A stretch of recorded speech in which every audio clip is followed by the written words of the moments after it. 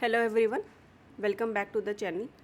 Today we are going to discuss what Kubernetes architecture is, but before that let's clear up one of the most common confusion in DevOps and the cloud computing, that is Kubernetes versus Docker. Now a lot of people think Kubernetes and Docker are competitors. In reality they are not. Docker is mainly for packaging the applications into containers, but Kubernetes is for managing and orchestrating those containers at scale. So Docker creates containers and Kubernetes tells those containers where to run, how to scale and how to stay alive if something fails. Okay, let's compare them side by side.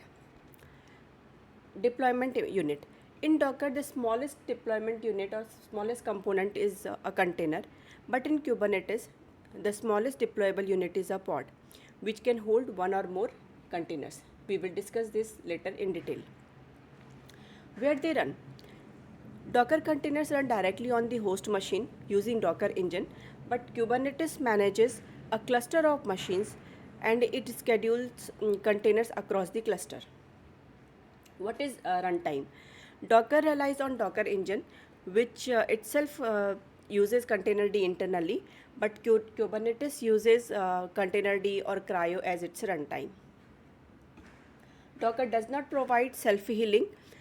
Kubernetes has self-healing built in.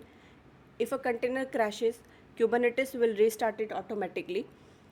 But Docker alone doesn't do it. If the container dies, it just stops unless you add extra tools. If we talk about scaling, Kubernetes supports auto scaling out of the box like horizontal pod autoscalers and even cluster autoscalers. But Docker doesn't have native auto scaling. You would have to scale containers manually or rely on external tools. The last one is enterprise features. Kubernetes is packed with enterprise grade features like load balancing, service discovery, secrets management, role based access control, and advanced networking.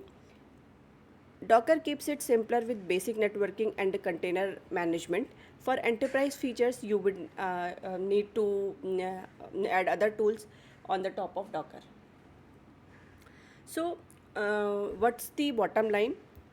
Use Docker if you need containerize and run application on single machine. Use Kubernetes when you need to manage thousands of containers across many servers with the reliability, scaling, and advanced features. You can think of it like this.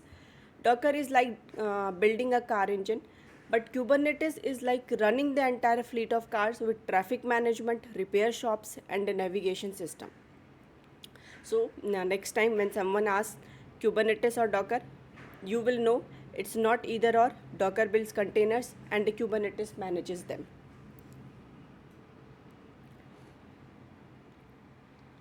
Now let's dive into Kubernetes architecture.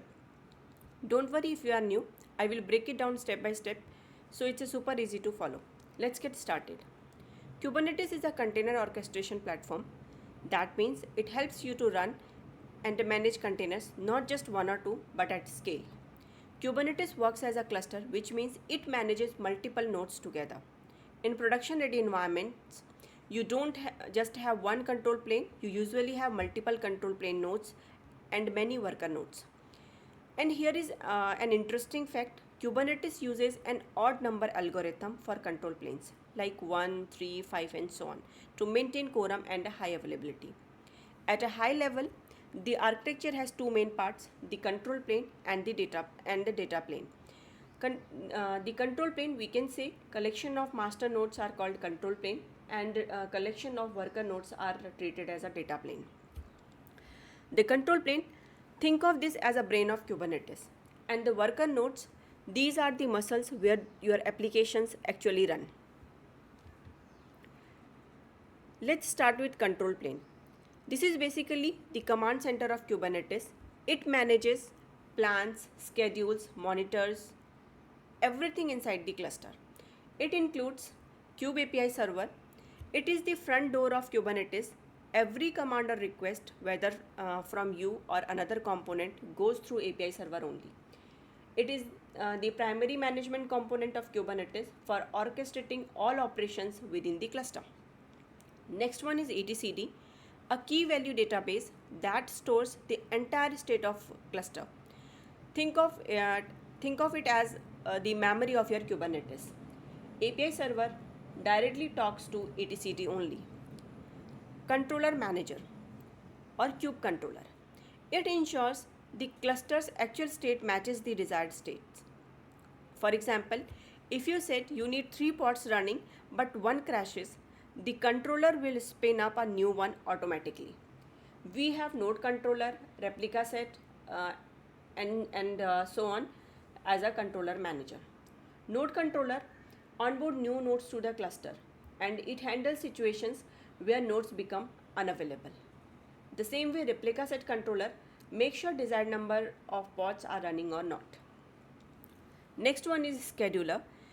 Scheduler decides where new pods should run, basically on resource availability and utilization. It schedules the pod on different nodes based on the resource utilization. Now let's move on to the worker nodes. This is where your containers actually live and run. Each worker node has few important components.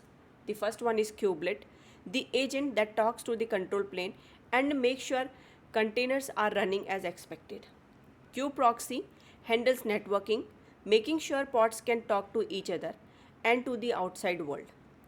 And of course, the container runtime like Docker or Containerd, which actually runs the containers inside the node.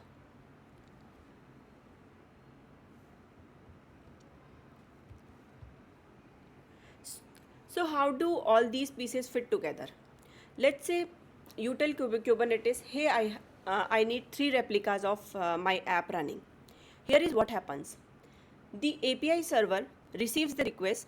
The scheduler finds the best worker node to place those pods. The controller manager makes sure those pods actually get created and stay alive, and the worker nodes then host and run the containers. If something goes wrong, like the container crashes or a node fails, Kubernetes steps it to self-heal. It can restart pods or move them to healthy nodes automatically. And there is and that's the Kubernetes architecture in a nutshell, that control plane as the brain and the worker nodes as the muscles, all working together to keep your applications running smoothly and reliably. If you found this helpful, make sure to hit that like button, subscribe to the channel, and share this with your DevOps friends. Thanks for watching, and I will see you in the next video.